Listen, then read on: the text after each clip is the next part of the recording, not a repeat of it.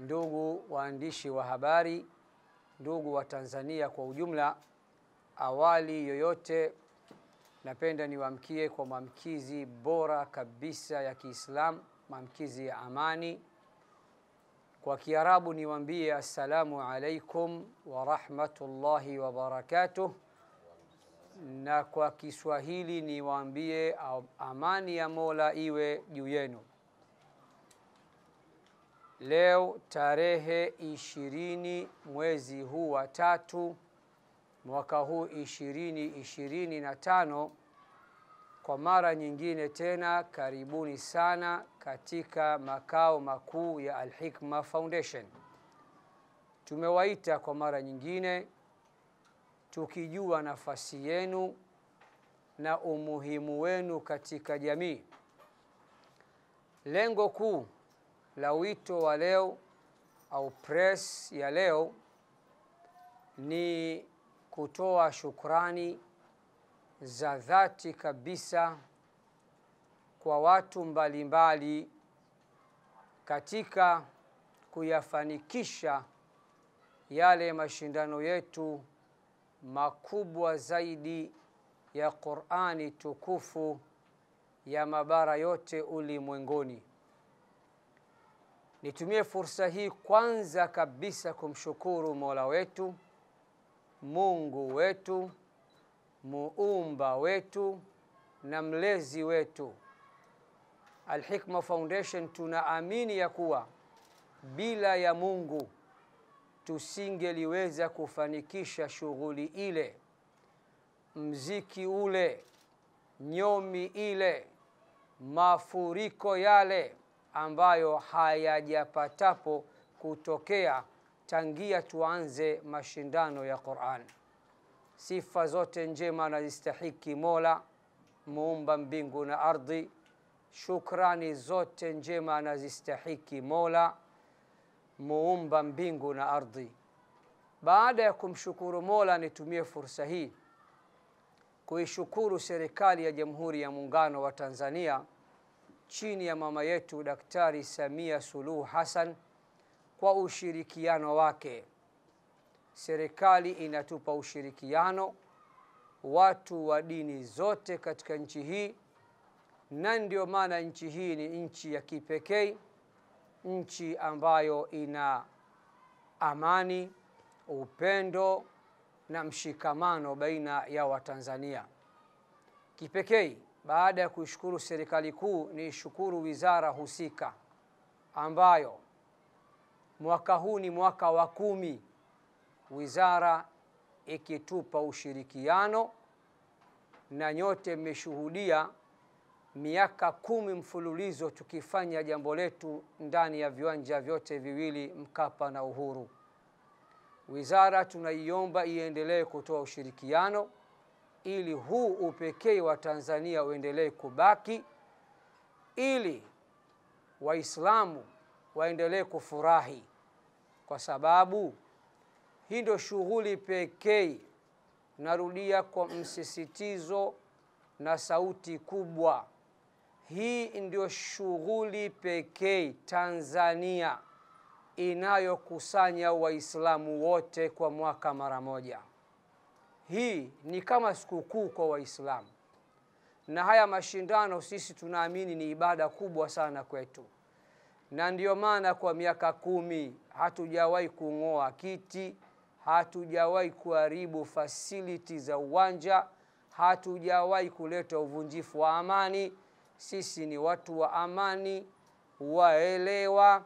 Watendaji wa uwanja na wizara ni mashahidi juu ya hilo, kwamba Al-Hikma Foundation wako vizuri, ni wastaarabu na watu wenye kuzungumzika. Mapungufu madogo madogo tusameheane. Baada ya shukrani kwa serikali kuu na wizara husika, nisiwasahau watendaji wa pale uwanjani, mkurugenzi wa uwanja, meneja, mameneja wote, madaktari wa uwanja, timu nzima, jeshi la polisi, zima moto, ndugu zangu wa skauti, kila ambaye ameshirikiana na sisi kuhakikisha jambo letu linafana. Tunawashukuru sana, zaidi ya sana, hatuna la kuwalipa. Tunamwomba Mola Mlezi awalipe kila la kheri. Kisha nitumie fursa hii kuwashukuru wadhamini wetu ambao kwa kweli wametuamini sana Al-Hikma Foundation. Mwaka huu wanafika 75 au zaidi. Haijawahi kutokea shughuli kuwa na wadhamini zaidi ya 75. Wote ni wazalendo, wanatokea ndani ya nchi, hatuna mfadhili kutoka nje ya nchi, na nyote mlikuwa mkishuhudia tukiyataja makampuni yao na kuwapa tuzo mbalimbali. Waendelee kutuunga mkono, waendelee kutuamini, na watusamehe katika mapungufu pengine katika ugawaji wa tuzo au lolote ambalo limetokea nje ya uwezo wetu. Kipekee katika hawa wadhamini ni mshukuru mdhamini wetu mkuu, ambaye mimi kama mtoto wa mjini, mzaliwa wa hapa Temeke, huwa napenda kuwaita ni mwamba wa miambani. Hao si wengine ni PBZ, benki ya watu na chaguo la watu. Huko nyuma tuliwahi kuwa na mabenki mbalimbali ya Kiislamu, lakini PBZ amedumu. Sio jambo la kawaida kudumu kuwa mdhamini mkuu wa mashindano haya. Kwanza kwa akili haraka haraka tu udhamini wao ni mkubwa na mambo yao ni makubwa. Tunawashukuru sana PBZ kwa kudumu kuyadhamini haya mashindano, na tunaamini tutaendelea kuwa pamoja nasi. Baada ya kusema hayo, nitumie fursa hii kuwashukuru waandishi wa habari ambao tangia mwanzo wa mchakato mlikuwa na sisi katika press mbalimbali, katika promo mbalimbali, kuanzia siku ya uzinduzi kule Hayati Regency na mpaka siku ya uwanjani, siku ya tukio, na leo pia tuko pamoja. Mungu awabariki sana waandishi wa habari wa Tanzania na vyombo vyenu kwa ujumla. Mwisho, kwa umuhimu mkubwa kabisa, nitumie fursa hii kumshukuru kiongozi wetu mkuu wa kiimani, mufti na shekhe mkuu wa Tanzania. Ni mzee wa aina yake, mzee mpole, msomi mwenye hikma na busara, hakuwahi kututupa mkono. Tuko naye na mwaka huu tumeappreciate ulezi wake uliotukuka, na ndio maana tukampatia tuzo maalum ya ulezi uliotukuka. Mheshimiwa Mufti, popote pale ulipo, vijana wako, mchango wako tunaujua, tunauona na tunauthamini. Mungu akubariki sana. Mwisho, kwa umuhimu mkubwa mno na zaidi ya mno, na kwa msisitizo wa hali ya juu, waandishi wa habari muniruhusu nisimame. Nasimama kwa heshima zote, na wasaidizi wangu, katibu na mwenyekiti, msimame. Tunatoa shukrani kwa Watanzania. Naomba nipige saluti kwa Watanzania, na wasaidizi wangu pigeni saluti. Tugeuke polisi kwa muda mfupi. Saluti kwa Watanzania. Mmetuamini, mmetuthamini Al-Hikma Foundation, taasisi pekee Tanzania, Afrika na duniani yenye uwezo wa kuwakusanya watu katika viwanja hivi. Nyinyi ndio mmetupa imani hii, na nyinyi ndio mliotufanya sisi leo tuitwe ndio wenye jambo kubwa kuliko wote. Maua kwa Waislamu na Watanzania. Salute kwa Waislamu na Watanzania. Hatuna uwezo wa kuwalipa. Kila Muislamu na Mtanzania aliyekuja Jumapili ya tarehe 16 kwa Mkapa amepata nafasi au akakosa nafasi, Mungu ambariki sana. Mungu awafungulie milango yote ya kheri. Mungu awafungulie milango yote ya riziki. Mungu awafungulie milango yote ya baraka. Mwenye maradhi katika nyinyi, Mwenyezi Mungu amponye na amvue maradhi yake. Mwenye dhiki, Mwenyezi Mungu ampe faraja. Asiyekuwa na furaha, Mungu ampe furaha katika maisha yake. Asiyekuwa na uwezo wa kifedha na riziki, Mungu amkunjulie riziki zake. Watanzania mmenifilisi, hakika tuna deni kubwa kweli kweli kwenu. Sina la kusema. Mtoto wa TMK mimi nimeblow, maneno yameniishia. Mwaka huu hayakuwa mafuriko, sijui niiteje. Mungu awabariki sana, na wale tulio wakwaza ambao walifika wakajikuta mageti yamefungwa, wakaamua kurekodi klipu kwa kutumia simu zao. Wengine wakaniambia, Sheikh, kuanzia mwakani lipisha kiingilio ili kupunguza zahma hiyo. Yote haya ni uchungu wa watu kukosa nafasi na viwanja vyote kufurika. Lakini naamini nyote mliokuja Mungu atawalipa, hamjapoteza. Hata kama hamkuingia, malipo mtayakuta hapa hadi akhera. Nashukuru sana kwa Waislamu na Watanzania, na maua mengi yaje kwenu. Ndugu waandishi wa habari, baada ya kusema hayo, naomba kuwasilisha, munifikishie salamu hizi kwa Waislamu na Watanzania. Na nakariri, Waislamu na Watanzania, nikiamini wale wote hawakuwa Waislamu na wenzetu walikuwepo. Na ndio uzuri wa Tanzania bwana, tunakaa pamoja, tunashirikiana pamoja, na ndio maana shukrani zetu zinawaenea wote, Waislamu na Watanzania wote. Naomba kuwasilisha haya, ndio niliowaitia, na naomba mutufikishie kwa Watanzania. Kama kuna mtu ana swali lolote, niko tayari kulijibu. Mwandishi mchokozi kutoka Star TV anasema kwamba tunaona mafanikio makubwa kabisa haya mashindano mwaka hadi mwaka, lakini yeye masikitiko yake kama Mtanzania mzalendo, mbona Mtanzania hajashinda? Mbona hajaingia katika top 3? Badala yake alikuwa ni mshindi wa 5. Shida iko wapi? Mimi niseme kwamba hakuna shida. Hilo la kwanza. La pili, ushindani ni mkubwa. Lakini la tatu, hili jambo sisi tunaliendesha tunaliendesha kwa ikhlas na kidini. Laiti ingelikuwa sisi hatukusudii dini, hatuchukulii hili jambo kwamba ni jambo la kiibada, kila mwaka Mtanzania angeshinda. Tungetengeneza mipango tu. Mipango ya maana si iko. Nesi Tanzania si ndo king of the Afrika nzima, ndo wajanja wa Afrika nzima. Namba jaji kiongozi, mimi ndo mwenye shughuli yangu, hakikisha Tanzania anakuwa mshindi wa kwanza. Lakini nitapata laana ya Mungu na chakachua kitabu chake. Wale pia ni watoto wetu, na wao vile vile wamesoma kitabu. Kwa hiyo huwa sisi tunawaachia maamuzi wao, lakini nikubali ya kuwa wenzetu sasa hivi wameendelea zaidi kuliko sisi. Yani nchi za wenzetu hili jambo sasa hivi wanalifanya, yani wenzetu wanajipanga kupita maelezo, na sisi pia kila mwaka tunajipanga. Lakini Watanzania mchukulie kwamba hili jambo la kidini, sio jambo la kimpira kwamba timu fulani kila mwaka inafungwa, timu mbovu, hapana.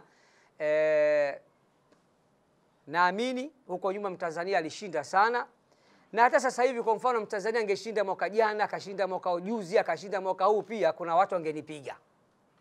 Wangesema kila mwaka Mtanzania tu. Huyu anatekeleza mipango huyu.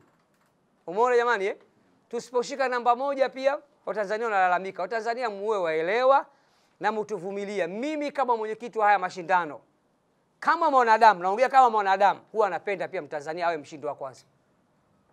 Lakini hatuyaingilii matokeo. Hawa majaji wanajaji kwa mujibu wa kanuni na sheria ambazo wamewekewa kwa mujibu wa dini. Na watoto wetu sio wabovu sana kihivyo, ingawa ushindani ni mkubwa. Yule Mrashia, umeona alioshinda Mrashia, yule jamaa sijui ana nyota ya aina gani, hakuwahi kushiriki mashindano duniani asitoke namba moja. Sasa mtu anatoka namba moja miaka 10 mfululizo mashindano ya Marekani, ya Dubai, ya wapi, akija kwa Mkapa si jamani, si hatugaragaza tu. Alafu kinachowasaidia wenzetu wanapata scholarship, wanapata fursa za mashindano mbalimbali ya nje, wanaongeza uzoefu. Sio watoto wetu ndo mumu ndani tu, bado tunapambana kwa tafutia channel za nje. Kwa hiyo Watanzania, poleni ikiwa hilo limewagusa kwamba mbona huu mwaka wangapi mfululizo Mtanzania hajatokea kuwa mshindi wa kwanza. Tunaweza kutengeneza hiyo mipango na akashinda kila mwaka, lakini tunamwogopa Mungu, tunaogopa laana ya Qur'ani tukufu. Tunawachia majaji na jitihada za watoto, lakini tunaahidi kulipitia tena upya hili jambo. Tutalipitia upya na kuhakikisha mwakilishi wa Tanzania mwakani awe tofauti na wenzake wote inshallah. Lakini mwisho la nyinyi pia dua mkiwa pale, Mungu hajakataza kumwombea mtu wako ashinde. Kwanza nikiri ya kuwa dunia nzima ina appreciate jambo ambalo tunalifanya, na hawa wa Saudia uliowataja wao wenyewe ndio wana appreciate zaidi, na ndio maana mara 2 mfululizo wameamua kuja kutufanyia mashindano ya Qur'ani pale pale kwa Mkapa. Swali la kujiuliza, kwa nini hawakufanya hilo jambo katika nchi yao? Kwa nini wahamasike na jambo letu? Hii maana yake wameona, wamevutiwa, wamependa, wameappreciate. Hilo la kwanza. La pili, mimi binafsi na taasisi yetu kwa ujumla tushatafutwa sana na bado tunaendelea kutafutwa na nchi mbalimbali kutokana na tukio hili kubwa ambalo tunaliandaa kila mwaka. Hapo nyuma walikuwa hawatufahamu kwamba Tanzania jambo hili linafanywa na nani, lakini tumeshatafutwa. Kwa mfano, ndugu zetu wa Ethiopia wameshatutafuta na wao wakaiga jambo hili na wameanzisha jambo kama hili. Rwanda na wao vile vile, siku nyingi tumekaa nao, tumewapa experience, wametuma timu na wao wanafanya hili jambo baada ya Ramadhani uwanjani. Burundi halikadhalik. Saudia ndo kama ulivyoona wamekuja wenyewe mpaka katika nchi yetu kwa sababu wameona kuna jambo limefanywa na Al-Hikma Foundation. Na mahusiano yetu kimataifa yamezidi kuongezeka. Hatuwezi kusema kila kitu, lakini naamini haya mahusiano mwisho wa siku yatakuwa yana manufaa kwa watoto wetu wa Kitanzania. Nini mchango wa taasisi yako kupitia mashindano haya katika kukabiliana na mmomonyoko wa maadili na kujenga maadili mazuri kwa watoto wa Kitanzania? Kwanza naomba ufahamu tukio lenyewe lile la mashindano ni maadili tosha. Na ndio maana tukio limekusanya watu wote, kuanzia watoto, vijana, kina mama, watu wazima. Na jana tu au juzi nilitoa ujumbe kupitia vyombo vya habari, kuna watoto kadhaa na watafuta. Nadhani mshaona. Hawa watoto kaleka mvua kalikokuja, wao walikuwa wakiroa na wakawa wamevumilia ile hali. Hakuna maadili mazuri kama hayo. Kama mtu ameamua akae aroe kwa sababu ya kuheshimu Qur'ani, kwa sababu ya kuwa katika uwanja wa Qur'ani. Haya ni mafanikio makubwa kwetu sisi Al-Hikma Foundation. Lakini Qur'ani kama Qur'ani ni kitabu kilichoagiza maadili mema. Ndani ya Qur'ani Mtume wetu Muhammad sallallahu alaihi wasallam amesifiwa kuwa yeye ni mwenye maadili ya hali ya juu. Na yeye mwenyewe Mtume Muhammad sallallahu alaihi wasallam ametuambia anayetaka kukaa pepo ya daraja la kwanza ahakikishe atakuwa na maadili yaliyo mema. Ukiacha hilo, Al-Hikma Foundation katika vitengo mbalimbali tulivyonavyo, tuna kitengo cha kusomesha na kuhifadhisha Qur'ani bure kabisa. Watoto hawalipi chochote. Zaidi ya wanafunzi 724 tunawalea kimaadili. Tunawalea kimaadili, tunawaambia lililo sawa, tunawaambia lisilokuwa la sawa.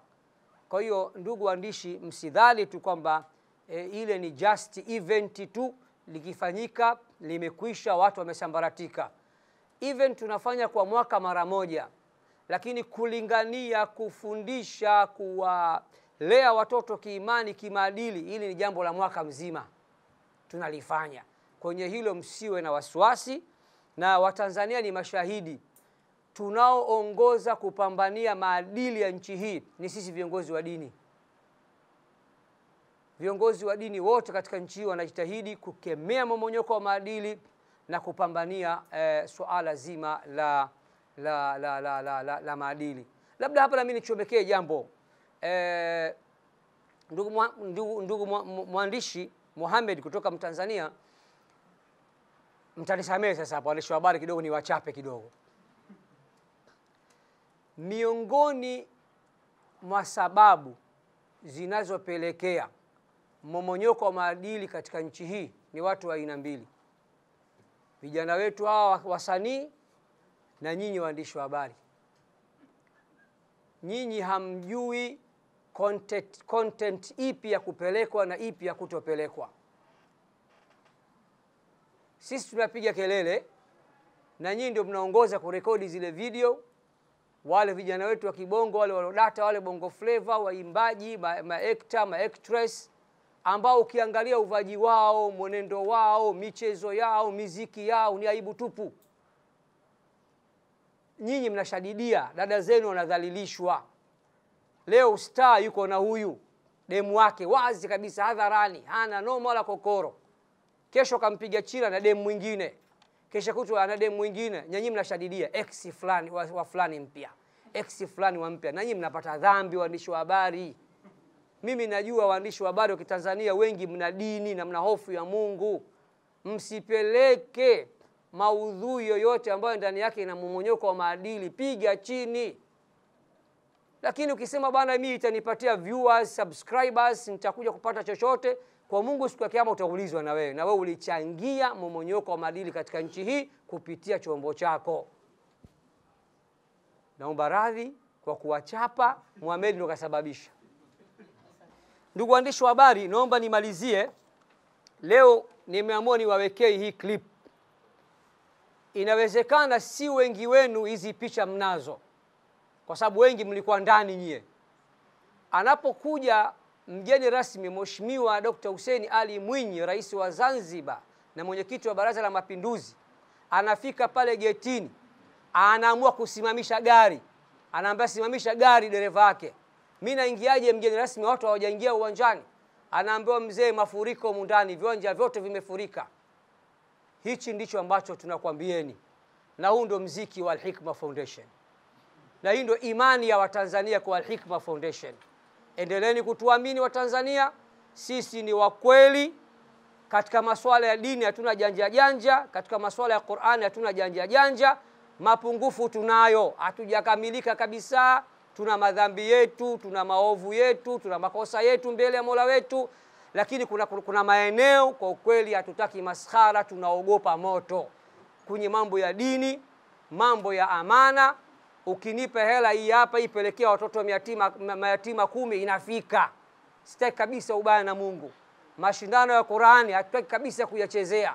Kwa hiyo Watanzania, endeleeni kutuamini na mwakani muje. Hapo utadhani kama tuko Maka au Madina hapa mafuriko. Si mnaona jamani? Kama tuko Maka na Madina. Yaani ukiacha Maka na Madina, Tanzania ni nchi ya pili kuwa na watu wengi katika event ya kidini.